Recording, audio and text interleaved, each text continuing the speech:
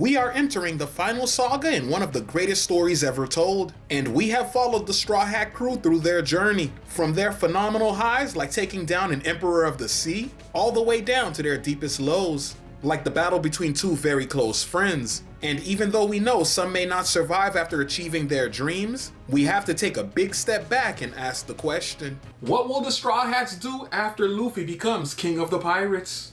Immediately after, and I've said this before, I believe that becoming the King of the Pirates is not the main objective, obviously. You know what I'm saying? I believe that, overthrowing the government is going to become the main objective. So after that, the immediate aftermath would be fighting the government. Right? Okay. So there's that. But after they defeat them, yes, and One Piece is technically over, right?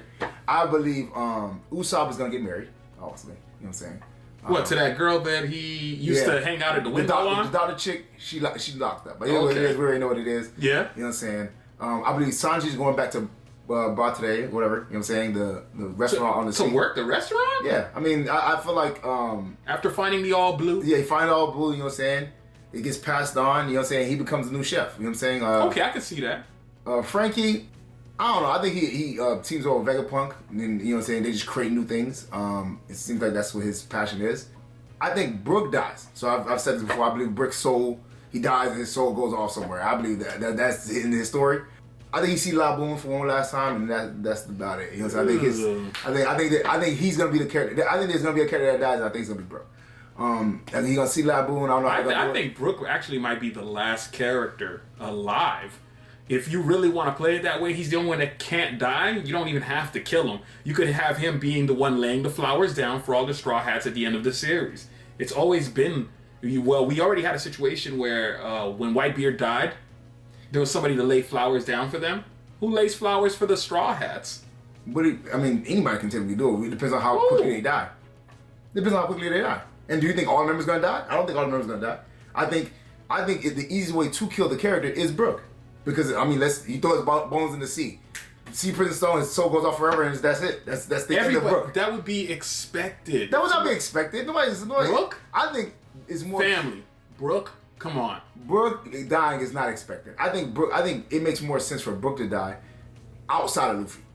Well, Luffy, they've already kind of hinted that Luffy might be the one that dies anyway. Yeah, so I think it's Brook or Luffy. I stand on the fact that I don't think that Luffy will die. Luffy has been jacking up his lifespan by going into the gears, which they alluded to. He's gonna die. He's probably gonna die. I ain't gonna lie. No. He's been cutting his life short for a while now. He's gonna die. And you know how Oda wrote himself out of that? Giving somebody the ability to bring someone back to life by sacrificing you've been pushing life. this. He's been pushing this Trafalgar Law killing him. Man, get out of here. Law is gonna sacrifice himself for Luffy. Here, no, he's not. Watch, man. No, he's not, bro. Luffy's gonna die, and he's gonna die with a smile on his face. Or whoever has that end. fruit. He gonna die with a smile on his face. The end. That's how No. You know what I'm He saying? has to live, have his kid with Nami. Hey, come y'all on, stop been it. dodging it. Stop it. Y'all Stop been dodging First this of all, ship. Oda stated that he don't want to show any relationship. I think the relationship thing is dead. No, he didn't want to show it through the series, but if it's an ending, it's an ending. Right? So this man really gonna live his entire life. Luffy's not gonna get with Nami anyways. He's gonna get with Hancock. Why would my goat go his entire life without landing the baddie that's been traveling with him the whole time? Not my goat. Because Boa Hancock is stronger and better. She's prettier, she's stronger. That man has no interest in her. That's true. That's not true. He has absolutely no interest. That's not true. He's giving Nami is how many times he done made defiant. Nami, come on, just the way he likes them, feisty. No, alright? Boa Hancock was out here making him food. You know what I'm saying? Passing out from the breath of his. Come on. Nah, he ends up with Nami, right? Jinbei is probably like the final member. I do believe that the crew disbands at one point. I don't think the Straw Hat stays as a whole crew, because from what I've seen, they're gonna be tracked like wanted criminals anyways. I think they have. Who's gonna track you? Trust me, the Navy is not gonna. If you knock out the Marines, who's gonna track you? Who's coming after you? First of all, who would even approach y'all? I mean, the Straw Hat Pirates. Have you seen the reputation they've gained? Listen, who would even come near you? I wouldn't hunt no Zoro down. Why would I hunt Zoro down? You crazy? Listen, I'm telling you, there's always. I wouldn't even hunt Usopp down. There's always gonna be up and comers that are gonna try to take on the giants. Look at Captain Kidd. He said, Shanks, what's up? That's what he said. Now, they might get whooped up, but there are always going to be people to try to attack them. Think about this. You attack the Straw Hats and the entire fleet comes after you. The fleet's going to be disbanded. You could disband a fleet. They'll still come after you. Whatever. You got to capture. Whitebeard is you got to capture. Let's be real. Whitebeard's disbanded, right? They still fought. They still keep hunting down Blackbeard. Yes. But that's okay. That's different because honestly, like I said, you have to either capture or kill one of them. And I don't see anybody able to capture or kill one of those Straw Hat Pirates. That's a fact. Only why Whitebeard and their team mobilized because Ace got captured. You're not gonna be able to. What are you gonna capture? What, Chopper? That's what basically you better go after Chopper and try to capture this. This is a little wrong, but again, I think Chopper gonna be like that. I ain't gonna lie. So again, so for me, I think obviously Chopper is, becomes a full-fledged doctor in that sense. Chopper ends up with that one girl that has a crush on him. The little mink chick that was like rubbing her face up on him. It's possible. I can see that. I still believe he's gonna Oda's gonna relationship the story up, and we're gonna end up with some couples, man. I think Zoro. They're not gonna be alone. Everybody's such a loner. He's not gonna do that. I think Zoro and Nico Robin, sail off into the sunset together. You know what I'm saying? My dog. You know what I'm saying? It's documented. They show that Zoro saves Nico Robin every time. He does save her every time. He's Zoro. I mean, come on. He's the best. Well, you know how I feel about Zoro. But yeah. So I definitely think that's the situation. Sanji is womanless. It's sad, but that's the situation. I cannot see Sanji. That's the situation. Actually, he does have the what's the chick? The little third-eyed chick, and he has the other chick from Don Flamingo's area. I forgot what the she's one of the princesses too. Okay. But yeah, he has her too. But I think he ends up womanless. I ain't gonna lie. Or maybe he might have like a random child somewhere. But I don't think he I think he's a player. I think he just keeps on, you know what I'm saying, hollering at chicks. I don't see him settling down. So there's that situation. Who else we're missing? Are we missing anybody? I don't think we're missing any member. Yeah, I don't think we're missing any member. But like I said, I think the story is I do think they disband, and it's gonna be a complete ending. It's gonna be something where we all can feel good at. I don't see it taking like the Demon Slayer, you know what I'm saying, tragedy. I mean, if you consider Luffy dying a tragedy, but I don't consider that a tragedy. You know what I'm saying? I feel like he's brought so much joy to everybody. It would be a tragedy. I don't see that. Even if because I believe that he's gonna free everyone and sacrifice himself in the process. So if that is the case, that is not a tragedy. That is like, I mean, you could liken that to religion, you know what I'm saying, and you know how that goes. But like, I see it as that. I don't see that as a tragedy. I see everybody's gonna be sad that he's gone, but his presence as a god in general, you know what I'm saying, frees everyone and brings about a new world. You know what I'm saying? Only thing that could make us happy is Luffy having that child with somebody, and we having another Luffy. You have to give us another person to hold on to. Even if you did that, he'll be the way One Piece is set up, he'll be a freaking Marine. I don't mind him being a Marine as long as the Marines are good. Nah. Oh, now you can't have a pirate. The duality has always happened. No. That's gonna be crazy. Luffy's jig becomes a Marine. That's crazy. Yeah, hey, two-piece, baby. So then Kobe's jig gonna be a freaking pirate? Oh, yeah, you know what I'm saying? Hold on, let's do it. Actually, I'll take that. Do you think? Oh, what? Maybe Kobe gets with the chick from Sword, the one that was, you know what I'm saying. That might be the case. You know what I'm saying? Yeah, that's a possibility. So, but like I said, I definitely see the show ending in a very positive light. Even like I said, I think Luffy does die, but if he does, I don't see it as a negative. I see it as like a rebirth or reborn type thing. Well, man, we're gonna have to wait and see. Zoro is an absolute master when it comes to swordplay, and he is arguably one of the top 5 strongest characters in One Piece. But we all know that he can have an even bigger advantage, so we have to ask the question: which devil fruits would make Zoro unstoppable, even for Luffy? The first one I'm going with is the Goro Goro no Mi. And for all of you who don't know what that is, that's Enel's devil fruit. It makes him use lightning and things of that nature. Now, mind you, everybody's gonna say, why would I choose that? Because Luffy obviously is rubber. Lightning doesn't affect rubber. But Zoro uses swords. So it'll give him the speed to keep up with Gear 2nd, Gear 3rd, and all that stuff, while actually having the cutting ability of his sword. That is true. So I could give you that. The speed would be a big boost. Yes. For me, it would be Mad Monk's fruit, where he takes damage and changes it into physical strength, because Zoro, during all his fights, always takes a massive amount of damage before he could figure out his enemy and be able to cut his way through. So if you're hurting him early, this man is just getting stronger and stronger and stronger. And eventually, remember, Mad Monk can also build in size also. Yes. So at one point, he was as big as Kuma, I think, at one point. Yeah. So Zoro would become an absolute monster. And I think that the sword use plus physical strength would be it for Luffy. Luffy wouldn't be able to overcome something like that. I see what you're saying. Another one I think would be really good for Zoro would be Kaido's Devil Fruit. Everybody loves to match him with Kaido's Devil Fruit, and I know why. Obviously, Oda said if he had a fruit, it would be that one. Yeah, but one of the reasons is because everybody, like Oda said, Zoro would need a Devil Fruit, his sword would. And to me, that would give Zoro a massive advantage. One, because his sword turns into a dragon, so he can do the two sword style. Let his sword roam around in the air, blasting beams of danger that Luffy would have to avoid. And secondly, just with Zoro's slashing ability and Dragon Twister, which that's a double. That's a double hit. I'll slash him, bring him to the air, the dragon blast him. I think that would be pretty hard for Luffy to defeat. My biggest thing about that is sometimes the Zoro swords, they disobey him. If I feed you a devil fruit and you disobey me already before you even have a devil fruit, that sword could just go do whatever the heck it wants. I'm like, hey man, get back over here. I could see, and now mind you, if I was Zoro, I would use Kuina's sword because that sword has not disobeyed him and falls in line. But it's not the strongest sword. But that's the point. Because you don't give it to Enma and the two strong swords that are going to be able to slash. I'm going to give you the toughest sword. You give it to the weakest one to raise that level's ability. And Kuina's sword, out of the three, is the weakest that Zoro has currently. Now, obviously in the past it's different, but Zoro currently, Enma, and the other sword that he has are going to be willing to be able to slash Luffy. Because Luffy Haki is one of the strongest ilk. Yeah. So, I don't think Kuina's sword... But don't sleep on Zoro's Haki. I'm not saying it's not. I'm just saying I don't think Kuina's sword is, of the same caliber as the other ones. So I would give Kaido's sword, and plus, I think, the relationship with the sword, since he had it for such a long time, I think it wouldn't be able to I don't think it would disobey him in that situation. I truly think he'd be better off if he ate the fruit itself. I know Oda said he would have fed it to the sword, but if he ate the fruit himself, think about this.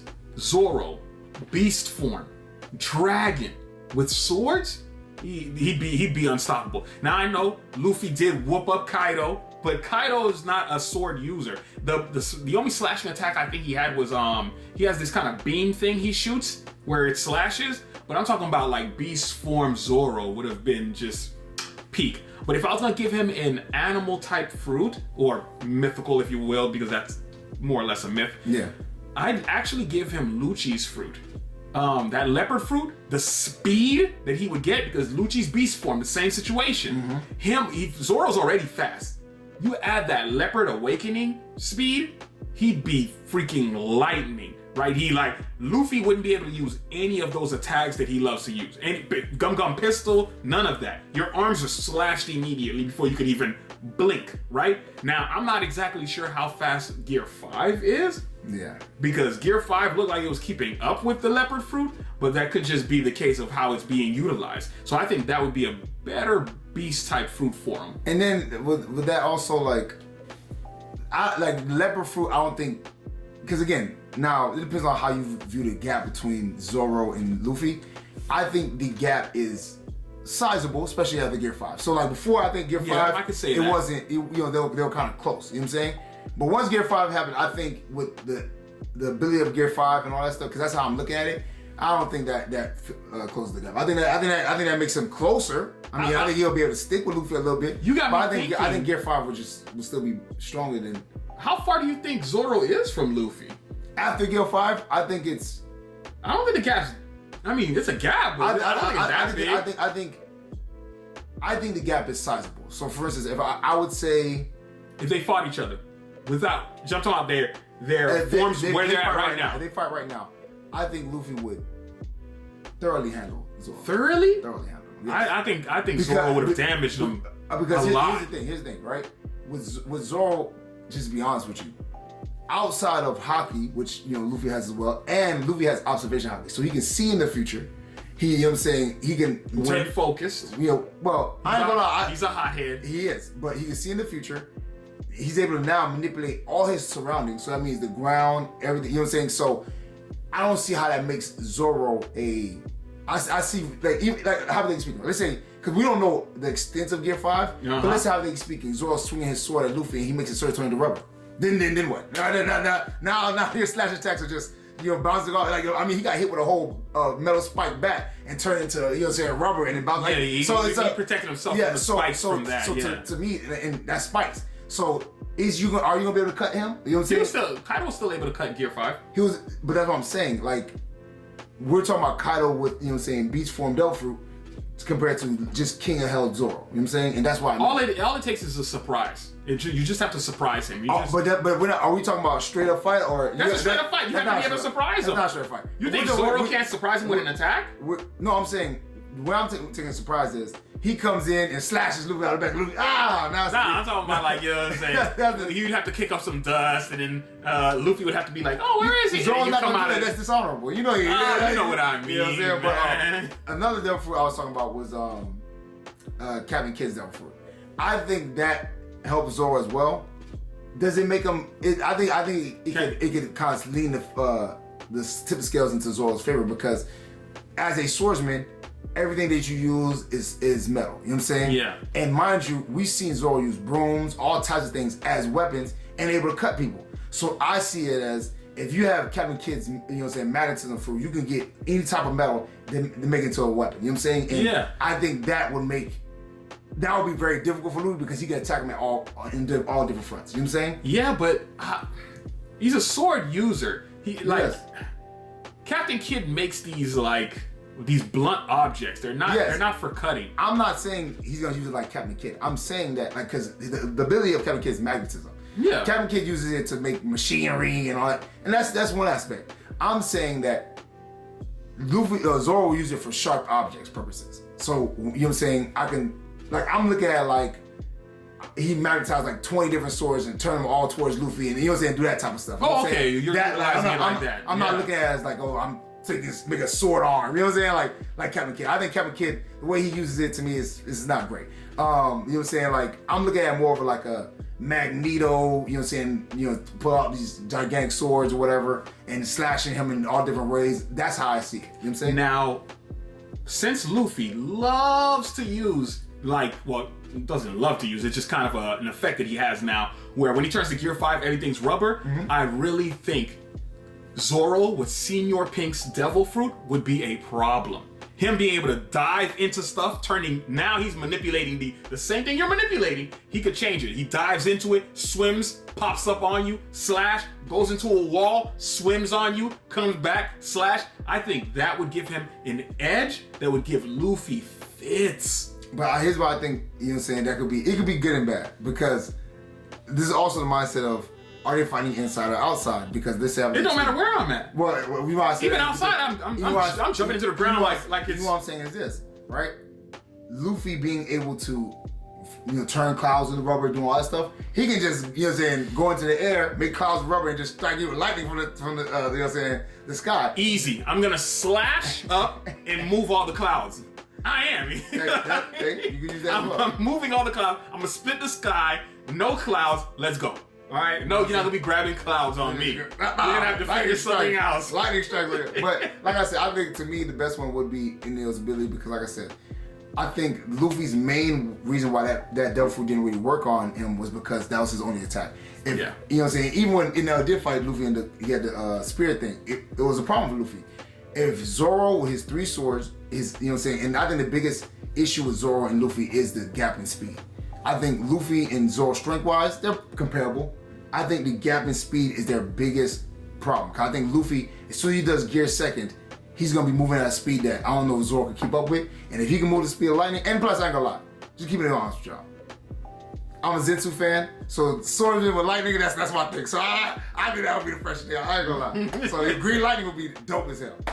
And one I would say would be great, but there is, obviously a drawback, is actually Nico Robin's fruit. Because remember, originally Zoro tried to hold multiple swords and couldn't get his hands on all of them, so he ended up with just 3. If he could sprout arms and keep them there, adding more swords, he would have mastered it. The same way he's the master of the 3 swords, he'd be master of the 8, or whatever the deal may be. I think so too, but I don't see how that gives him an advantage. I feel like look how he uses 3. Yeah, no, but he's already an animal. Of course, but I mean, I think with 8 swords, Luffy's still gonna be the beat. I think that makes you. What I was thinking about is more of making hands come out the ground and slashing it. You know what I'm saying? That's another. I have a sword that scrabbling would be around, another like, one. slashing. You know what I'm saying? Like just cutting ankles and junk. You know what I'm saying? That's how I was doing. You know what I'm Little saying? surprise attack. Yeah. Plus, he could get his hands on you when you're coming at him to attack him, That's true. and then slash you. That's true, So yeah. that would give him a fit. Yeah. Family, if you were to appear in certain anime universes, you might find yourself in a world of trouble. I mean straight up level 10 danger. Because some of them have the most sadistic villains, who if they had the opportunity would show you no mercy as they slowly rip you piece by piece. And sometimes help is nowhere to be found. So if you had no superpowers or any type of ability, and you found yourself in the pits of anime hell, which anime villain do you think should be avoided at all times? I don't know. If it's me, I'm avoiding Big Mom at all Big Mama? costs. And the reason why that is Soul or Life is the scariest ability in anime history. Dog, Yeah, I'm not gonna lie. ain't no fight. It's just either she gonna take a soul or not. I'm not with that. Straight gambling. You know what I'm saying? Like you gotta give me something. You gotta give me a fighting chance, bro. You can't just be like soul or life, and my life is gone. Then nah, I'm not on that. I'm not on that. Yeah, that gives you no fighting chance. I'm not the biggest fan of fighting somebody who has that type of ability. Yeah, nah. Big Mom is definitely someone I would avoid. I'll avoid that. Nah. Not to mention, she's humongous. And she can put her soul into other things, which again, That is true. Just in general, her powers is so OP. Like I said, Jinbei was a brave man, because I would be like, I'm stuck in her crew, bro. It is what it is. I'm not leaving this. Mama, it's ride or die with you, mama. Listen. My heart wavers. You know what I'm saying? Sometimes it wavers. I don't want to waver, and she taking my soul. No, I ain't going for that. For me, one of those avoid at all costs villains is Okun from Ranking of the Kings. Bro, I feel like I got a chance when going up against most people. You feel me? I feel like I could get lucky, you know what I'm saying? I could probably, shank you a little and probably get away with the fight. Watching this dude have this weird healing factor and be able to pull his body back together over and over again, that to me would wear me out mentally. I would have been like, oh my God, sooner or later he's gonna get me. Not to mention, every time he gets an upper hand and he like cuts your wrist or cuts the back of your leg or something like that, he does this whole thing where he tortures you. Yeah. He lets you lay on the ground like wiggling in your own blood for a while, and then he'll like laugh, smile, watch you, then make his way back to you to start shaking you to finish you off. I ain't gonna lie. To me, that's a little too brutal. I just don't like dealing with anybody who seemingly can't die. Like, I'm gonna wear down. Like, even if I'm one of the strongest, bro, you could hit this man with everything. He's just gonna keep on regenerating. Nah. Yeah. You saw the way he fought the Big Four? Yeah. The Big Four threw everything at him. Absolutely. He just ate everything. Basically, only one person in that universe could beat him. And it was the dad. Like, that was it. Like, nobody else. I don't want to bump into a villain where only one person in the universe could actually beat him. I'm telling you, sometimes that's how it plays. Another villain to me that I would have to definitely avoid is Muzan. Muzan. The idea of anybody he scratches changes into a demon. Those stuff like that. I don't bang with that because again, you're in a battle. He might scratch you and it's over with. Yeah. You know what I'm saying? Like anything like that where it could be done in so quickly. One mistake, one minor. Come on, bro. And then he got a slew of demons. Yeah, I think that's the worst part about Muzan. And he lived for so long too, so he'd been in experience. He escaped that experience. His final experience is gonna be crazy though. I don't even think even if I got the upper hand, I don't think I could finish off a guy who has escaped for hundreds or thousands of years. Him and Naraku are the strongest escape technique ever, bro. Him and Naraku just be out here just eluding everything.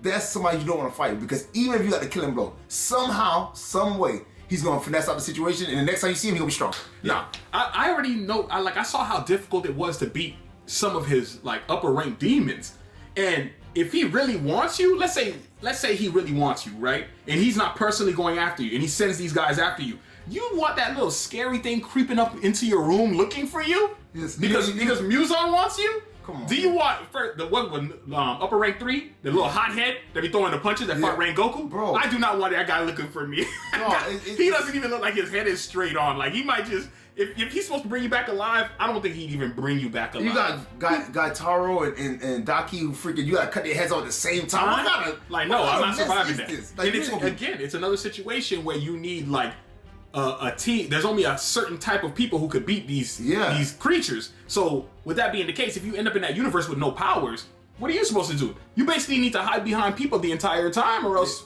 they're gonna do you in.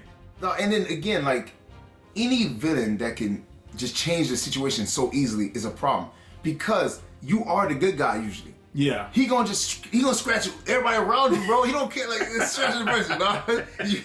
Now you're in a situation where you're like... He's scratching old women, he's scratching like, children. On, like, everybody turning into a demon, everybody's coming after you. You're looking for a Hashira. Like, you're stuck, bro. You're stuck. You're stuck. One, like I said, because he constantly... And then, as soon as you start scratching him, he gonna disappear. Yeah. And he got the information he needs. He knows your abilities. He got off. Nah, bro. Another one I would avoid, even though it's not a single person, would be any Titan. I'm talking about the Titans that can't think, right? Oh, yeah. Not the Titans who could think. They might leave you alone. Man, the not thinking, hiding behind a tree, the ones who just want to eat people. That to me would be the absolute worst. You get transferred into a universe. You're in the woods, and you have these Titans lurking. The first time I even spot a half like big-headed human hiding behind a tree looking at me. First of all, you're too big to be hiding behind a tree. I spotted you the moment I got transferred into the world. The moment I see you, I'll be like, oh my God, this is the most horrible situation I could be in.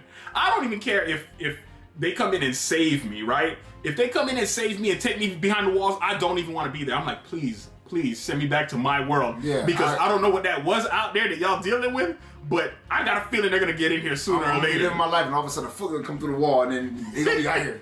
Smart one kick. You know what I'm saying? Like, come on, bro. No. Like, and you see, sometimes they're greedy. They won't even like, they'll grab you and another one will grab you. They'll start yanking at your body, like dog. Not even fast. Like doing. They don't even do you in fast. Like they'll slowly put you in a mouth. Disadvantage, dog. You're like a burrito. Such a massive disadvantage, bro. You out here trying to coordinate yourself. Come on, bro. What is this, man? Nah, bro. Anything like that where you had a massive disadvantage. I don't want to be a part of that, bro. It gotta be it don't have to be level, but at least close, bro. These boys out here swinging on. What if you get caught in the forest? You know what I'm saying? Or something. Yeah. Well, what if you get caught in a plane where there's no trees and the like? Come on, bro. You hit. Now I'm just running away from this thing that's out here twice my size and runs. You know, nah, bro. Nah. I also wouldn't want to go up against what's his name, Sukuna. Sukuna is evil. I think Sukuna has this like personality where he wants to like be sadistic and torture you, right? Like, you remember how he asks questions, but he already knows the answer to the questions? Yeah. Or he'll put you in an awkward position like, hey, I want all y'all to dodge this, but you can't run yet. Like, what kind of rule is what kind of rule is that? Come on. Like, you telling me I can't run yet? Wait, I'll kill you. Come on, bro. What is this? He wants to see you squirm. Like, remember the sister who could take the pictures and all that? Yeah. When they were like, bruh, he didn't waste no time. He tortured them, got questions, and take people's heads off. I would never want to go against a villain who wants to play with his prey. What is it? Those whales. Was it whales? Yeah, it's a killer whale. Yeah. Killer whales will grab their food, let their food go, then chase their food back down and grab the food again. Like, you ain't doing me like that. Or pass you around like Nah. like some type of toy. Like, I'm not with that. You know what I'm saying? For me, that's why Sukuna's scary to me. The last one for me that I think that I wouldn't want to see, and this again, I don't know how far they are on Bleach 1,000-year war arc, but the leader of the Quincy's, I think his name is Yawashi, whatever his name is, crazy. This man's ability is fate manipulation, so he can see every timeline, see what you do in those timelines, and adjust and adapt it. Bro, unbeatable. What kind of character is this? This is the most broken character ever. Dog, how do you defeat somebody? If we're trying to do a sneak attack, he sees that you're gonna do a sneak attack. He changes it. He even changed if he dies.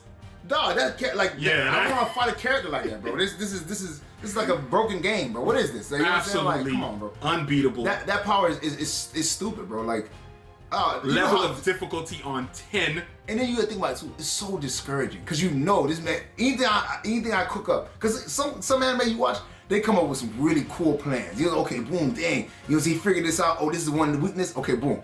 All right.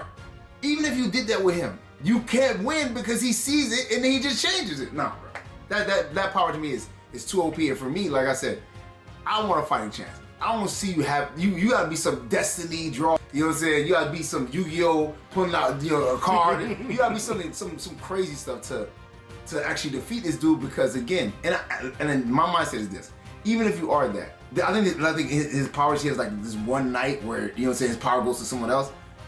You know how hard it is to try and cut that one slither at a time where he because obviously he's gonna prepare for it. I know at 12 o'clock I'm gonna lose my power for 5 minutes. All right, at 12 o'clock I'm gonna have the most you know what I'm saying OP defense ever. So to me, the character is I couldn't fight him. You know what I'm saying? If that's the case, I'm just gonna take myself out the world, bro. It is what it is. Real talk. Just too difficult. Family, we've all seen the ridiculous power of Luffy, be it his devil fruit or his incredible control of Haki. And the way he has it on showcase, it's as if he could walk his way to the end without struggling, or at least annihilate half a fleet worth of enemies. But we cannot overlook the fact that the Straw Hats are all becoming pretty powerful. From Zoro gaining new and even more powerful swords, all the way to having a former warlord as a crewmate. I mean, even Sanji has a mysterious unbreakable body, and Nami has Zeus. So we have to ask the question, what would happen if Luffy turned on the crew? Would he be able to beat them? Luffy would lose to the crew on one condition. What's that condition? If Zoro and Sanji could work together and Usopp creates a plan. Ooh, yeah. The idea is, obviously, Usopp has been watching Luffy this whole time. Yes. We've seen Usopp go head-to-head with Luffy. Lose, but he gave Luffy a run for his money. Definitely gave him. So now, with Usopp's brain, and Zoro and Luffy have a kind of a sizable gap. But with Sanji there, he fills that gap. And with Usopp creating the plan, I think they'll be able to defeat Luffy. Nami, Nico Robin, I don't really see them too much as a threat. I mean, they could be, you know, saying helpful in that aspect. But the main two is Zoro and Sanji, and Usopp creating the plan. You're right about that. I didn't think about Usopp creating the plan for them. If Usopp creates the plan, yeah, that'd be dangerous. But I will definitely say the crew would win, even with Gear 5, because first of all, he already has a natural enemy in Zoro. Yeah. Zoro being able to cut his limbs and things like that is a definite issue, because you remember what happened when he tried to attack Mihawk, and Mihawk was like, hold up now, I'll take the hands off you. And he immediately like peeped it. Zoro and Sanji, I do believe them working as a team is what would make it happen, because Nami's a wash, right? Nami's top ability is lightning, which has absolutely no effect on him. Yeah. Nico Robin would be an issue, because Nico Robin's hand being able to sprout up in all different places and grab onto him, all of Luffy's attacks are like physical punch, kicks. You know, like sometimes he'll grab an object here and there. That's more new things happening right now. But if you can stop him from like doing bazooka, because he loves to do bazooka and knock you further away. If you could stop his arms real quick, if you could get Zoro there. Now, don't get me wrong, they're going to beat him, but it's not going to be easy. He's going to wash a few of them really fast, right? First of all, Usopp gotta avoid him. If Usopp makes a plan, Usopp better be far from him. Here's something that you're not taking into account. Usopp also has observation haki. Now he's not as good as Luffy is. That's going to be a big hurdle for them, because as much as Zoro is a natural weakness for Luffy can see in the future. He can predict your move. Correct. So that becomes an issue. But with Usopp able to use observation haki, especially in this situation, I think it would be more heightened. Obviously, he used it in a heightened situation when he was trying to save Luffy. So I definitely think in this situation it'll be heightened, and he might, because I believe Usopp might have the strongest observation haki, or at least on par with Luffy's, because he's a sniper. So I think in that situation, he'll be able to tell, you know what I'm saying, especially in this situation, he'll be able to tell Zoro or Sanji what Luffy's is going to do, or what Luffy's, you know what I'm saying, next attack will be, and they can adapt to it. Because again, as strong as Zoro and Sanji are, Luffy Gear 5 is basically just. But you're forgetting Jinbei. Yeah. Jinbei is absolutely powerful. Yeah. People keep forgetting that Jinbei was like a warlord, wasn't he? Absolutely. Yeah. Jinbei was a warlord. And when Jinbei fought who's who, like you already seen, like this man is really. You also gotta remember too, with Jinbei, you know what I'm saying, seawater. Seawater is a weakness for Luffy as well. So while he's attacking, while Zoro and Sanji are attacking him, he's doing the water shoulder thing. And, it depends on the location. Yeah, you know, Luffy loves to fight you on top of the roof. Yeah, they're on boats, so I'm gonna kind of lean that way. Yeah, if you're on boat, they have an advantage. Yeah, definitely. Yeah. Definitely. If you're on boat, then you can't really utilize Chopper. Chopper's strongest ability is more becoming a giant. I always thought Chopper was a support role anyway. So like when Zoro and Sanji ultimately, they probably get whooped a few times. You know what I'm saying? One of them's gonna be out while the other one's holding them off. So Chopper's gonna be coming in there healing this person and healing that person, fixing him up real quick, giving him the extra steroid shot. You know what I'm saying? That he gave Zoro just so he get back into the fight. Because let's be honest. You know what I'm saying? I don't think Kung Fu Point is gonna be able to do anything with Luffy. I don't think, you know what I'm saying? I mean, I don't. Besides him being giant, and even that, like, Luffy can get big too. I don't see that as a benefit. His whole thing is stay on the side, heal us. Usopp, take, you know what I'm saying, some sniper shots. You know what I'm saying? What about my boy Frankie? Frankie's nullified too if it's on water. But to me, like, again, when I think about the fight, Frankie is kind of like null and void. Chopper support role. Nami's null and void. The only people who really I see are gonna do major damage is Nigo Robin, Jinbei, Zoro, Sanji. Yeah. And that's about it. Like, for the most part, you know what I'm saying, that those are the strong suits. You know what I'm saying? And the reason why I say that is because what's Frankie's best ability? A beam? You know what I'm saying? Like the beam, but he does have General Frank. But even if he did General Frankie, getting big does not affect Luffy. Luffy can do General Frank took on Big Mom. If Luffy does bounce, man, he's taking him out of there. It is what it is, bro. So like for me, like the size thing is never like even Gear 3 is a gigantic arm. He's like, you know what I'm saying? I don't see Frankie or Chopper getting big as an advantage. I see it as a disadvantage. You know what I'm saying? For me. So my mindset is Chopper, your support role. Frankie, maybe shoot beams from the back. That's basically you can do. But for the most part, them getting big, I feel like would hinder the fight. Because, especially, let's say, for instance, let's say they're not on a boat and they're on land. Okay. What is, okay, you know what I'm saying? He gonna pull out a gigantic sword to swing at Luffy, you know what I'm saying? That won't work. He can fly around, you know what I'm saying? And if he's using Gear 5, he can, you know, make the ground rubber. It wouldn't even affect him really. Like, because Frankie doesn't have, like, hockey like that to make his sword even cut him. Correct. So there is no benefit to Frankie getting big. Same thing with Chopper. Chopper doesn't have hockey. He can't really affect Luffy like that, you know what I'm saying? So... And then with observation hockey, I think both of them move too slow to even do anything. Well, here's the thing. It depends, for Luffy to win, it would depend on the speed, right? When he attacked Lucci, like you blink and he was already in front of you throwing a punch. If that speed is too much for somebody like Zoro, then he could pretty much wash his entire team. Yeah, so that's the thing. The main part is this Zoro and Sanji pairing, and that's how I think they wouldn't win. Is because Sanji and Zoro just don't get along. Like they're gonna they worked pretty good against King and Queen. Even when they did, they still was fighting each other, you know, talking crazy to each other. To me, I don't see that as them coexisting is so difficult. Yeah, there's no way you're gonna be able to like defeat Luffy while arguing with each other. That'll be like, now mind you, let's say for instance, right? Somebody took over their brains or whatever, and they were just drones. Then, you know what I'm saying? Or if they did like Egghead and cloned them all, but they're just not gonna be able to work well enough together to do that. Well, I could say this, right? Luffy's probably strongest attack currently is probably him being able to mess with the elements around him, right? Yeah. How would the team survive elements being thrown at them? Well, it depends on like, so Sanji. If it's fire, I think Sanji can take it. The biggest issue for me is the clouds and the lightning thing. The lightning, because they didn't do well against Enel. That might help out Nami. That might give Nami a play because Zeus can also control lightning, and he eats lightning. You know what I'm saying? So technically, if Luffy jumps in the sky and starts throwing lightning bolts, they'll call out Zeus, and Zeus hopefully will be able to consume some of them. Man, he'd hurt Zeus. That's the best way they can do it. Zeus might get washed out too. But to be honest with you, like it's very unlikely that they'll win that fight just because. Can Luffy knock them out with his hockey? He cannot. See, that's what I'm saying. That's another thing too. You gotta take into account.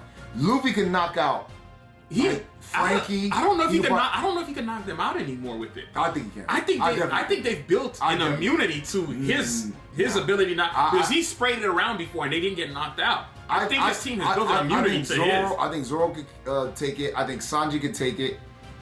I definitely think Nami will still get knocked out. I think Nika Robin could take it. I think Jinbei could take it. But like, I don't think Usopp might even get knocked out. Be honest with you, he might. You know what I'm saying? I don't know. I've seen him just do it so many times and it didn't take out his crew. Maybe there's a way they're aiming it. But remember, but I think you might get used to it. Whitebeard said you can control your Hokage and you can send it places. So I think Luffy, even if he uses Haki, I don't think he sends it all around. I think he sends it to wherever direction. Because even remember, you see this video, like he to look at somebody and then shoots it that way. So I think if he just used it, I think he'll knock them out. Certain people, because I think, like I said, I think Zoro could take it. Especially anybody who's been around where Kaido was at or Big Mom. Yeah, I think he could take it. But Nami and them, I think it'll be taken out. I ain't gonna lie.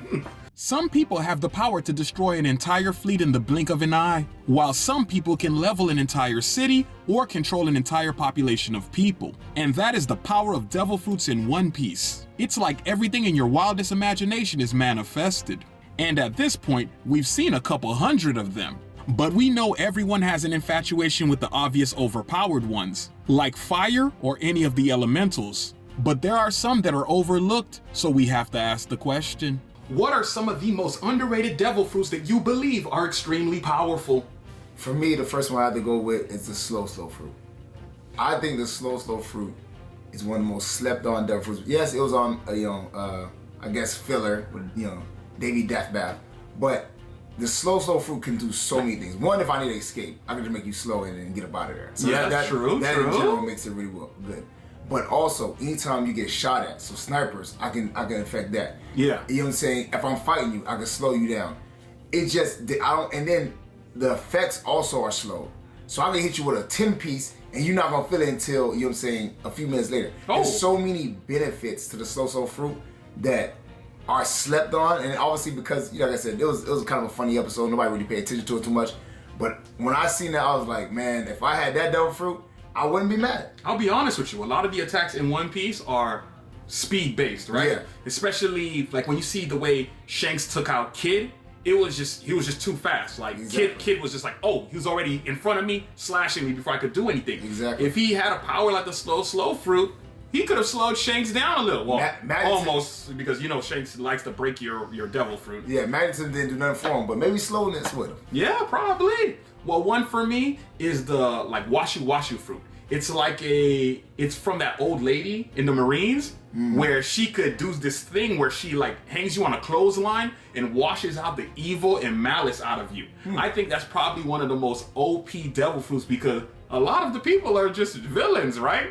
Like, she changes pirates into good people. True. So if she was to bump into somebody like Blackbeard and was able to at least trap him in her ability, she could change Blackbeard into an actual good guy, right? And I don't know how long the effects last, but it seems like it might be a permanent attack. I think that's absolutely powerful. And I can understand why you would have a Marine have that. And I think it's funny that it's an old woman and it has a clothesline and she's putting it out. I like that whole little theme. But yeah, I think that's an extremely powerful devil fruit that a lot of people sleep on. Yeah, I definitely think that, would be beneficial. The only thing for me, I see it as is, does it go by her definition of good or just, good in general? And I asked that question because, let's say Luffy. Is Luffy a bad guy or a good guy? Would he get washed out to being a Marine, or would he stay where he actually is? I don't think it will wash out anything out of Luffy. Luffy's not a bad guy. That's what I'm saying. Every time I seen her use the ability, it was against bloodthirsty pirates, and they were like, oh, and they wanted to be good people, right? Luffy's already a good person. You're just in his way in a particular way. You're enslaving a group of people on some town he visited, so he's just gonna beat you up. I see that. That's why I was like, okay, is it her definition of good or just good? No, by what those pirates said, it seems like it's just like you just become a better person all around. Definitely. For me, my second one, and I don't know if it's slept on. I think it's slept on because it was a character that he was a villain, but nobody really cared about him. The mark fruit. When you mark somebody, anything you touch is immediately sent towards them. Bro, I would abuse that technique. I would never fight anybody, bro. I swear. All I gotta do is touch you, and for the rest of your life, you're getting ships sent at you, swords, knives, all types of things. And to me, I think, and like, as long as he doesn't touch anybody else, he can consistently send things at this person. And if they die, then I just touch somebody else. I think that's one of the most OP, especially like if Usopp had it, or you know what I'm saying, a real sniper, it'll be a problem because again, I can like Usopp is not a great fighter. If I had distance, boy, I'll be terrorizing you every night. You know what I'm saying? Like, so Mark, does he have to touch you? I'm trying to remember how he activates it. He has to touch you with his hand, but the thing is, right? Yes, he has to touch you. This is just like the Bon Clay's, you know what I'm saying, face change one. He has to touch you with one hand, and then that's how he marks you. Okay. And the other hand. So for him, he would have to touch you. But the thing is like, especially in a lot of situations, especially Usopp, he fights a lot of people that are stronger than him. If he gets one touch, you know what I'm saying, I can just flee. I can get on my boat and fly away. You know what I'm saying? Like that to me, I think is one of the most OP devil fruits, especially if the person that you're going after doesn't know that you're going after them. Like if I was chasing a bounty. Yeah, I could just randomly touch the dude. He don't know nothing. You know what I'm saying? I can bump into him. Yeah, at the bar, you touch him, and now he's got things coming at him for the rest of his life. And once you know, as he dies, I collect that bounty. That is true. That's a good fruit. I'm gonna give you that one. Another one I really love is Sugar's like what is it? Hobby fruit? Yes. Where she could turn you into a toy and essentially erase your existence. Yeah. Right.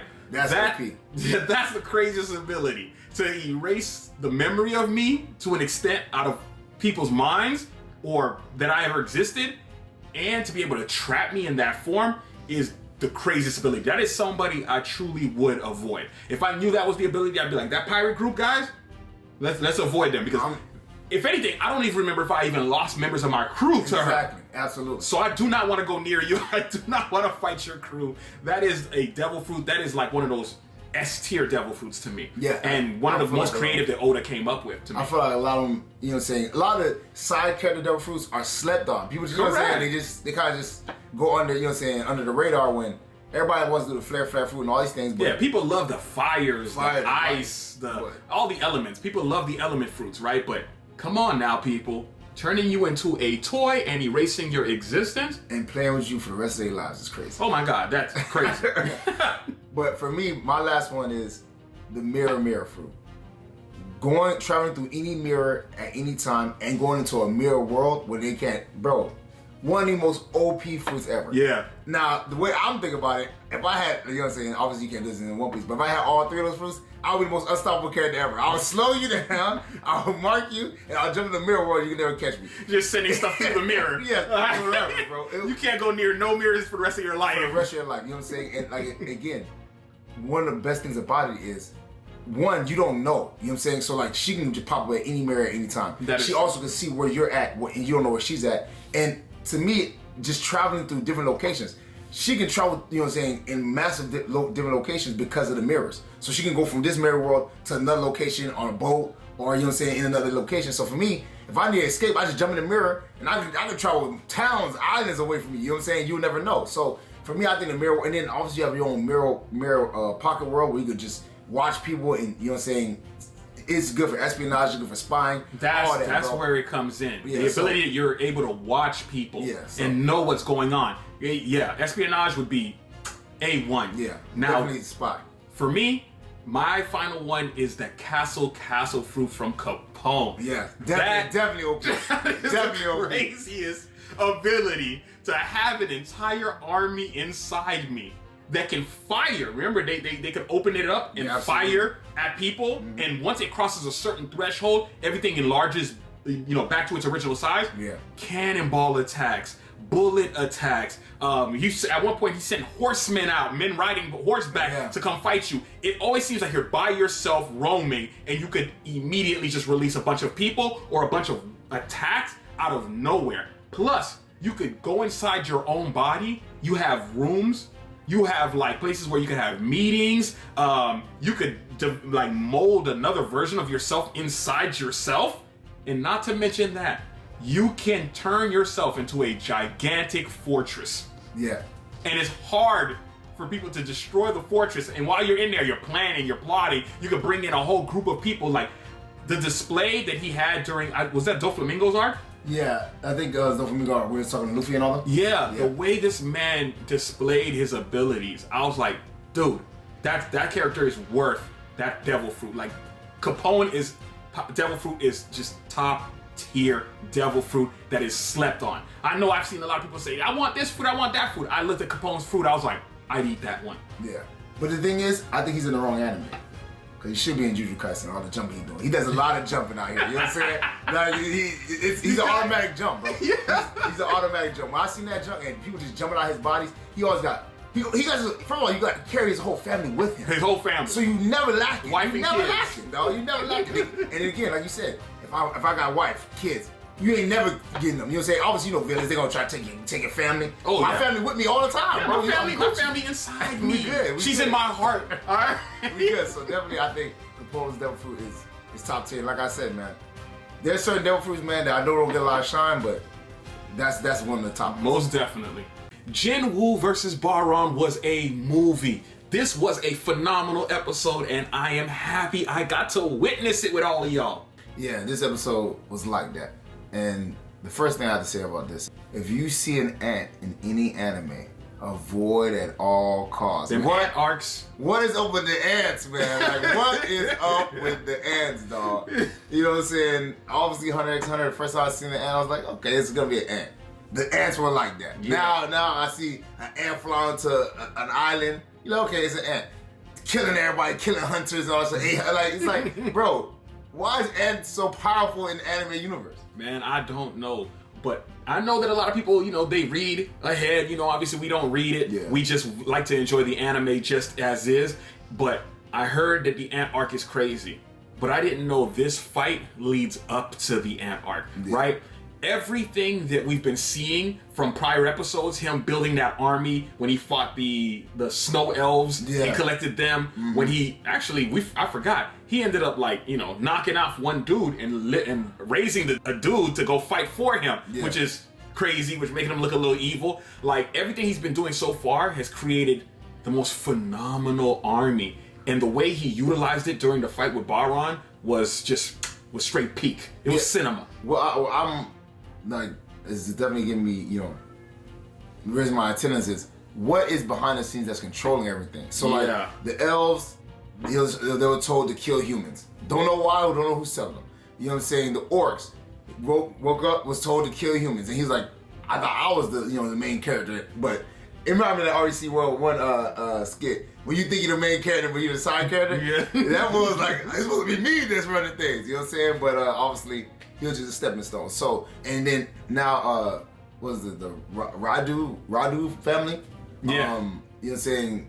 He started asking her questions, and she was just told to protect this place, and she don't know why. And all of a sudden, when he started asking her even more questions, you know what I'm saying, it kind of kicked her out. It revealed a little bit, you know, a demon war of some sort. Yeah, something you know what I'm saying? that all the demons needed to be rounded up for, because this war was going to be so big. Yeah, so it's like, what is, and that's what I love about, you know what I'm saying, the build-up is that, what is the real story? What is the real, you know, issue? Who is, you know, really moving the chess pieces in this situation?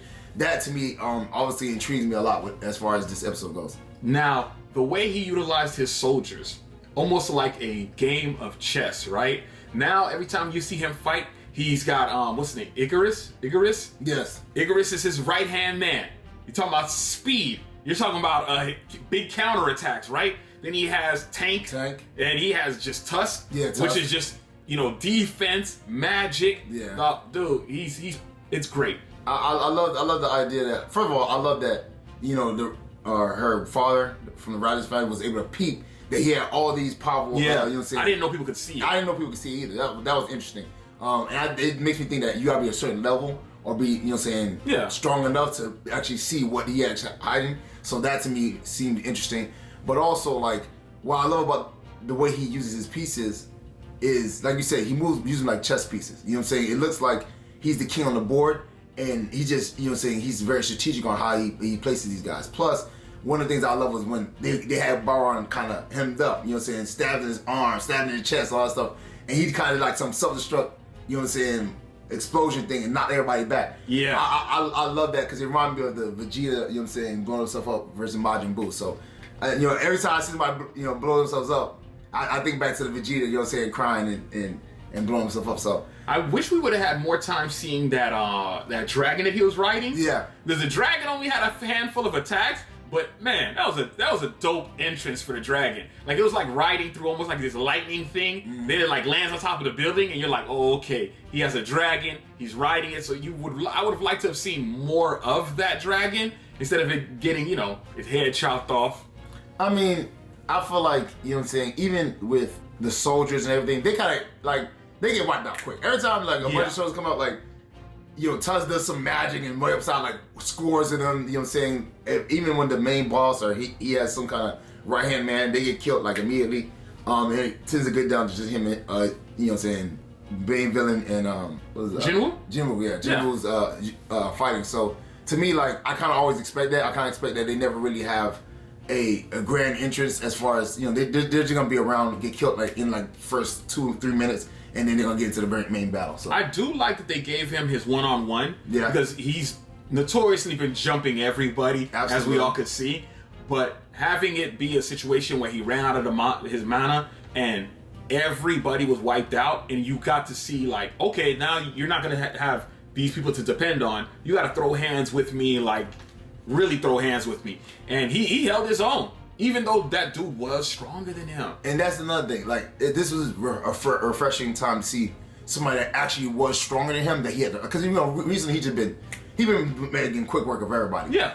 I like that, you know what I'm saying, there's still people, especially if it's the top dude in this tower, to be a problem for you. You know what I'm saying? Like, you should not be, you know what I'm saying, running, as strong as he is, he should not be running through every battle, you know what I'm saying, like that. So I'm happy that, you know what I'm saying, he has some kind of struggle. And Baron, that beam was blowing everybody away. That man, you know what I'm saying, that alpha was crazy. He was just... That was a cheat move. That was definitely a cheat move. Boy, when he blew it into the sky and then the lightning started raining down and everybody started getting wiped out. I'm like, this man going indiscriminately crazy. too. You know His own people would get wiped out. Like, he did not care. He get attacked, blast this person in the face. You know what I'm saying? You know, like, it was just, that was his go-to, man. I'm not gonna lie, that definitely is one of those moves where I'm like, if I had it, I'd use it nonstop. Yeah. I'd be like, I'm not coming down to fight nobody. Beam into the sky, beam into the sky. Like, nah, you're gonna have to figure out a way to come get me. The whole fight in general was really good. I love the animation of it. The animation was great. It reminded me of the My Hero, you know what I'm saying, Deku and Bakugo, when they were slowing down and lightning, everything like that. And I definitely think each, you know, anime is now taking things from other animation studios. Of course, like tips and tricks. Yeah. So I definitely like that, whatever. Some of the things that remind me of some of the One Piece animations.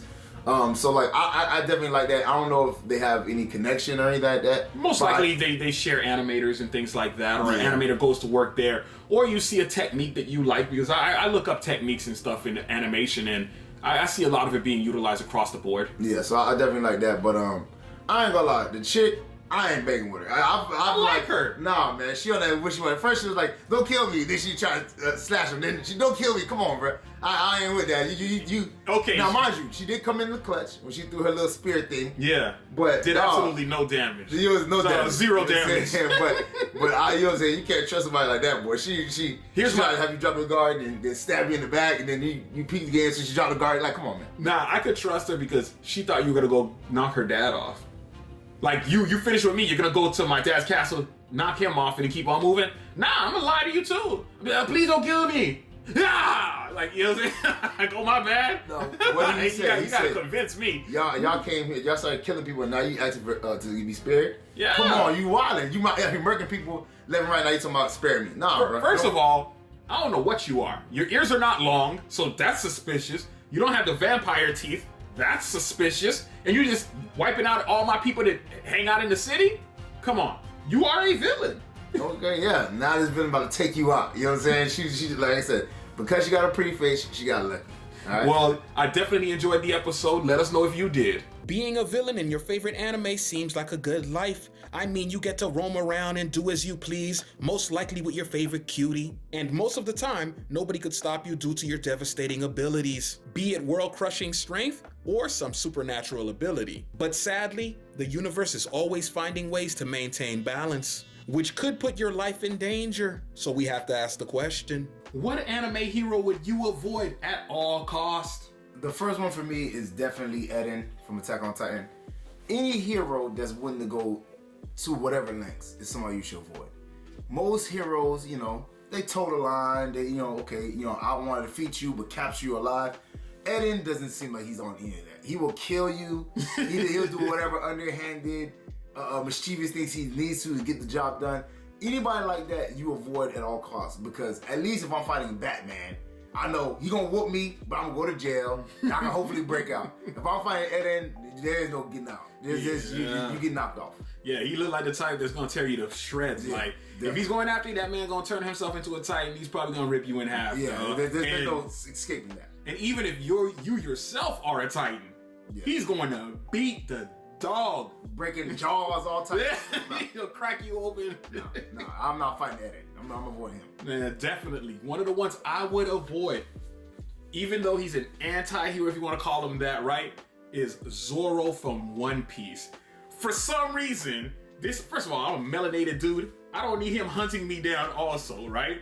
And so this man looks like he's ready to actually just knock you off, period. I remember when the Celestial Dragon had shot at him a couple times, and he was like, oh, are you looking for directions? And the guy just shot at him a couple times. A little light work. This man ducked the bullets, grabbed his sword, gave him the demonic smile, was about to chop his arm or chop his head clean off, right? Every time I've seen Zoro, he doesn't look like he's trying to just knock you out and leave you there. He's just trying to end you and move on to the next person. This is a man who got on a ship and chopped a ship in half because it was the wrong ship. I was just gonna talk about it. I'm like, man, just destroy somebody's dreams on a whim. That boy said, yeah. Does that sound like a hero you want to go up against? He don't care. I'd rather fight Luffy. Luffy looks like he'll just kind of beat me up, leave me in the gutter somewhere. The Marines come, they arrest me, I'm in impaled down. Whatever, right? Man, if Zoro attacks you, there's a chance, my brother, that you may never see your family again. Absolutely. For me, another person I would have to avoid is Goku. And the reason why is because anybody who's obsessed with fighting all the time, all he thinks about, all he wants to do is fight, you gotta avoid that person. Goku, he's obsessed with fighting. Now, don't get me wrong, he's a lighthearted, nice person, but the man wants to fight every second of every day. I'm training. He's like, man, let's test our ability out. Let's fight some more. No, come on, bro. I'm just trying to chill, bro. Are you strong? You know what I'm saying? Like, no, I'm not that strong, actually, bro. I'm like, Goku just has, he always wants to fight, bro. Like, I just want to chill sometime, bro. Like, you know what I'm saying? Like, I understand, you know what I'm saying? You're saying and that's what y'all do, but dang, bro, let me vibe. You know what I'm saying? Like, come on, I understand. You're a good dude. You know what I'm saying? But his obsession with fighting, dog, is dangerous. Yeah, I think that's the most dangerous thing about him. Yeah. Is the fact that all he could think about is fighting. Like, if I'm a villain, bro, I don't just think about fighting. I got plans. Like, I'm trying to take over this planet. I'm trying to rule this. I'm trying to find these Dragon Balls. I'm trying to do this. Like, I'm not thinking about training on new ways to break somebody's arm. Like, dog, that's all you do, Goku? That's all he thinks about. That's a madman. That, to me, that's true. I would definitely avoid him. I see why him and Vegeta are always with each other, because all they want to do is fight each other, bro. let them fight each other in their own worlds and be on their own thing. Now, one of the ones I would also avoid is Saitama from One Punch Man. Right. I do not want to fight a guy who struggles to gauge his own strength. It seems like this man does not know, all right? At one point, it was Garu. He kicked Garu because he didn't know what Garu was doing. This could have been a regular old human, right? If it was a regular human, that person would have died. This man said, oh, that guy looked like he was about to, mug you or something. He just kicked him, right? Kicked him through something, that's it. This man has thrown punches that leave gaping holes into everything. The only person he didn't really take out that one time was when what's his name was training with him. Oh, Gino, yeah. When he was training with him and he threw that punch to let him know, hey, I could take your head off. That boy see his life flash before his eyes, man. I ain't gonna lie, bro. Anybody who's called One Punch, I don't want to fight. Yeah. Anybody dog, what is this? Hey, listen, I love Saitama, but he's a broken character. Anybody who punches you one time and defeats you is unfair fight. I'm not gonna fight anybody who they call One Punch Man. The man didn't even have to develop other moves. Yeah. What is this? Serious punch? Consecutive punch? Bro, you gotta come up with moves. That means you're just too strong. You don't have to come up with actual finishing attacks. And then when somebody's best attack is their speed, I'm fast. He's faster than you. Your best ability is strength. He's stronger than you. Like, what is this? What does he call it? Sidestep? The sidestep. He got here. Come on, man, jumping through buildings. Like, hey, bro, nah. Listen, and again, like you said, you can't even gauge your own ability, and then he does things on a whim. Accidentally, he'll accidentally slap you, or you know what I'm saying? When you remember he was fighting that monster, whatever, and he ended up uppercutting it and destroying it. He was like, I forgot the special sale they're having. It's like, bro, like, I'm not fighting this crazy man. He destroyed most of the city by blowing up the asteroid that was coming. Remember the asteroid coming? He blew it up without like thinking, hey, what are the consequences if I actually blow this thing up? Won't it go into pieces? He never thought about it. I don't want to fight nobody like that. If I'm a villain, he doesn't really care about me like that. Like he'll just throw a punch, not caring that I have a family, people to feed. Nah, I'm not man, fighting. Punching people and parting the sky, man. Nah, bro. Nah. No, sirree. But for me, the last one is Overlord. And you know, if you don't know what Overlord is, it's basically an anime where a character gets stuck in a video game, but he becomes a skeleton.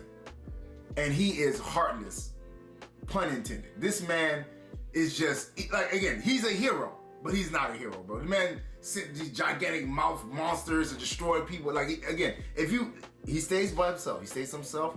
But if you cross this man, again, this is another person that has no qualms about killing whoever gets in his way. Those are the people you gotta stay away from. All right, heroes are supposed to just defeat you and send you to the law, or you know what I'm saying.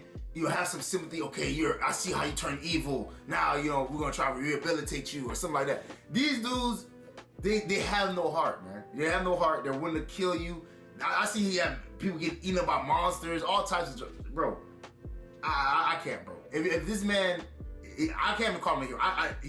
He's shown as a hero, but I'm not gonna lie. He's not a hero, bro. He's a skeleton that is willing to kill and destroy whoever it is. Nah. Now, one of the ones I would also avoid, any Hashira outside of Tanjiro.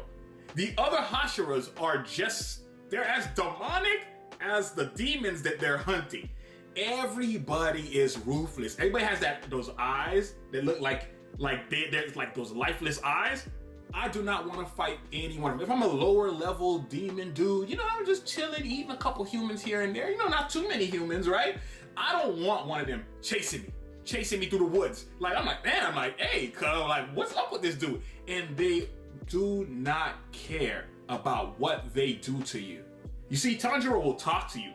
These dudes, I've never seen them talk to nobody. They don't want to talk to nobody. They just want to chop your head off, regardless of who you are, what you went through. They don't even know my sad background story, and they just want to chop my head off. They don't know. They don't want to know why I'm like this. I didn't choose to be like this. You know what I'm saying? You know, Muzan probably could just scratch my neck randomly. You know what I'm saying? Muzan be scratching. He just be scratching people randomly. You know what I'm saying? I didn't want to be this, but the Hashiras don't care, bro. And I ain't gonna lie. All of them have some traumatic stuff that happened in their past that makes them just desensitized to killing demons, bro. Like oh man, they killed my brother, and now I'm gonna kill every demon. I said, come on, bro. Like, that wasn't me, bro. I don't know who this I did not harm your brother. I didn't do any of this, bro. Why are you coming at me like this? I'm a baby demon. I only ate 3 people. I'm saying, you know what I'm saying? Them Hashiras do not care, bro. Their mindset is kill all demons by any means. Now, mind you, I gotta give them some respect because they are fighting you at nighttime, like Tanjiro said. But I ain't gonna lie, bro. I'm not trying to fight any Hashira, especially the wind dude. That man, he's crazy. And I'm telling you, bro, there's certain people that you stay away from. That man seems like he's willing to do whatever it takes. And look, you see his brothers out here eating demons to get stronger. They putting it all on the line. So what about the Hashira with the snakes on him? This man looks psychotic. I'm telling you, bro. He looks absolutely psychotic. He does not, like, I don't want nobody like that chasing. And if I see a gigantic human crying, saying, oh my God, no, bro. No, why not crying out of nowhere? No, okay. I don't want no problem with this dude. This dude seems like he's like that. So most definitely, if I'm a villain, I'm avoiding them. If you're watching a great shonen, you will most likely get to a point where your favorite character has his back to the wall. And this sets up one of the greatest tropes ever, so we have to ask the question. What is some of the greatest I got your back moments? I don't know. The first one that came to my mind, again, it's not an anime that, you know what I'm saying, you're really familiar with, but Black Cobra. I know you don't like Asta and his yelling, but Black Clover, there's a scene where Funeral is fighting his brother, and his brother's about to take him out. I ain't gonna lie, he about to kill him. And boy, Asta, Magma, and Luck dive into the situation. And they got like swords pointed at his neck, and they're like, "You move again, we'll kill you." That moment, everybody loves it. It sends shockwaves. It's one of the biggest moments in, you know what I'm saying, Black Clover lore. Like that scene was real big, obviously, because, you know what I'm saying, Asta's not really that, you know, he's the main character type. Oh, you know, I want to save people and all that stuff. Boy, that boy was not playing with it. He was like, yeah, hey, you move again, I'm gonna chop your head off. Okay, I got one for you. All Might showing up, season 1, right? Against the gnomes? I forgot what they were called. Those creatures that they had? Yeah. All Might showing up to save everybody. Tell me, villains, have you heard this one? Yeah, that to me was one of those moments that sold me on that show. Absolutely. Because it sent chills down my spine. I'm like, yo, this All Might dude is built like that. He beat the brakes off them. No, that boy, you know what I'm saying? And that's when you really see how light that he was, because he just outlasted him. Even though the gnome Billy was, you know what I'm saying, was standing absorb and take. See if he can absorb this much. That man you're built to take my max? So you think that's my max? My max is, yeah. So I gotta go beyond Ultra, alright?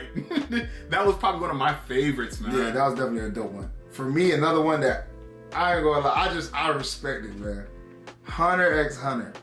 When Shoot fought Yuppie, and Yuppie let the man live, and Knuckle just see him crawl, I was like, I gotta get you back for my dog. You ain't gonna destroy my dog like that, boy. He was like, you think we flies? He said, don't worry about it. I'm gonna show you. This fly about to send you fly. I was like, yeah. No. I forgot about that one. You gotta give him that. Love that. I said, you gotta give him, because that boy, he sized your homie. I ain't gonna lie.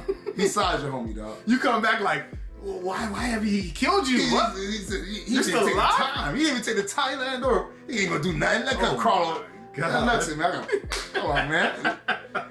One Punch Man, the karate tournament. The dude that was getting beaten by the monster. Yeah. He got his teeth knocked out. He's getting the back of his legs again stepped. I need a hero. He starts screaming for help. And then Saitama shows up. Hey, he didn't even believe in heroes. That joke was funny, dog. He didn't even believe in heroes, boy. He needed one, boy. Hey, that beating was so bad. It was a vicious beating. I was like, I'm sorry, you wouldn't even got that far with me. I would have started screaming for a hero. I ain't gonna lie. That's one of the craziest things about anime, man, is when you know you can't beat somebody, dog. You giving them your you take this attack, and them boys just like, oh man. My God. Hey, what did he remember he threw like the little monster meat at everybody and they would start eating it. I would have said, oh my God. I ain't gonna lie. I need a hero. Help. You stuck between the rock and the hard place. I don't want to turn into a monster, but this man gonna kill me. Yo, and he had so many attacks. Like at one point you're kind of looking at it like, all right, man, I ain't gonna lie, he might have this. Yeah. And then it just kept getting worse and worse. I'm like, oh man, he's getting beat down. Like, somebody come save him. That boy, he needed a hero. I ain't gonna lie. But another one for me is, obviously, y'all know One Piece is the GOAT. When Zoro saved Luffy from Bartholomew Kuma, again, that is one of the nothing greatest. happened scene. One of the greatest I got your back moments ever. I ain't gonna lie. That's one of them. I was just like, that's one of them. I was like, they're all defeated, dog. Like, Luffy about to get captured. I had no hope. And then one man rose up. And I swear, if he was human, he would have slashed his arm. Oh, the arm would have been gone. That's what I thought. When I first seen that scene, I remember thinking in my head, like, if you weren't a damn robot, boy, this man would have took the your arm. arm would have been gone. Like, you thought you were gonna lay your hands on the future king of the pirates. You thought you were gonna touch the king like that? Without losing an arm. You almost lost the entire arm. I'm not gonna lie to you. I remember seeing that. I'm like, Zoro might be the second in command. Yeah. That's when I first thought that. I'm like, there was always that argument, Sanji or Zoro, even though it was never an argument for me. It was always Zoro, but the little argument. Yeah. But man, you see that scene where everybody knocked out and the only person there to protect him was Zoro. Yeah. That's when I was like, okay, all right. But that scene, I got reminded years later of that particular scene during the Tanjiro versus Gataru, the brother and the sister, when they were about to stab his eye. And then Tengen shows up. Yeah. I got your back. Started slashing, doing every single breathing technique attack that we knew he could do. Yeah. That made me be like, okay, yeah. I said, this is peak. This is peak fiction right here. Because you got to see Tanjiro and him working in tandem, partnering to beat up probably one of the most powerful villains that you had bumped into so far in the series. And they looked unbeatable. The idea that I'd have to chop your head off and your sister's head off at the same time was crazy. Oh man, the level of difficulty. You're poisoned. You're missing a freaking what is it? He was missing his hand. Yeah. One hand was chopped off. At one point, you lose an eye and you keep fighting. Man, if anybody ever had your back, you want that dude to have your back. The way he jumped out and was ready for all that smoke, that was one of those I got your back moments that made me go, yeah, great. This is an I got your back moment, kind of. And the reason why I say it like that is because the person died.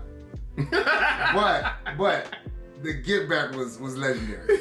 Shikamaru get back for Asuma. I don't care nobody. Again, yeah. I'm a huge Shikamaru fan. Yeah. He said, I got to get mine. He disrespected my master. He killed my dog. I'm gonna fight him one-on-one.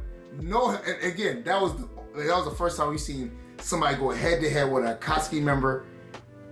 No help. And I ain't gonna lie. Everybody knows Shikamaru's ability is not necessarily the greatest. You know what I'm saying? Like maybe it was Naruto or Sasuke or something. Cool. Shikamaru's ability is very lackluster, to say the least. Yeah.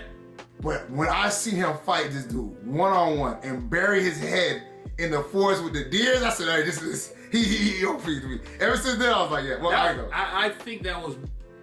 I can't think of a fight that was better than that. Yeah. In all honesty, I really believe that was like one of the highlights of the entire series. Yeah, because absolutely. I've always said it. I love characters that have simplistic abilities and they make it work. Yeah. Right. That's why I love Toto. Like, you know, with the clapping and him moving into a different area, like, or moving other people and objects and things like that. If it's very simple, I'm like, this is the greatest power ever, right? One of the Naruto scenes that I really love, though, even though it's not really I got your back moment, but it is an I got your back moment, if you will, is Naruto saving Sasuke from Orochimaru's giant snake when he stopped it, and he had his blades inside this thing, and he basically said something like you scaredy cat, like, you know, something like that, like, what's wrong with you? I was like, oh man, that showed that he had that dog in him, that he could save everybody, that he's not that little frail guy, and that kind of, I think that's when Sasuke kind of was like, hold up, man, I gotta start respecting this dude. Yeah, I ain't gonna lie, I might have to get stronger here. This guy might be it. This is like I got your back moment too, and it holds so much weight for me because this dude was your rival, dog. He was your rival. When Vegeta fought Frieza and he was disrespecting the Saiyans, and he's crying to Goku. He's like, he disrespected us, huh? He disrespected us, dog. You gotta whoop this dude for the Saiyans, dog. You know what I'm saying? For the pride of our people. You feel me? You know what I'm saying? Like, I'm an OG anime fan, and still to this day, man. Like, the man, like, again, and you know how prideful Vegeta is. This man is one of the most prideful people in anime, period. If there's a list, he's on it. You know what I'm saying? Maybe, probably at the top. But to beg your rival, the guy that defeated you in the past, you say, hey, bro, I know we got our problems. I know we ain't on good terms, but you gotta whoop this dude for me. You got to, bro. This dude, he disrespected us, dog. You gotta whoop this dude, dog.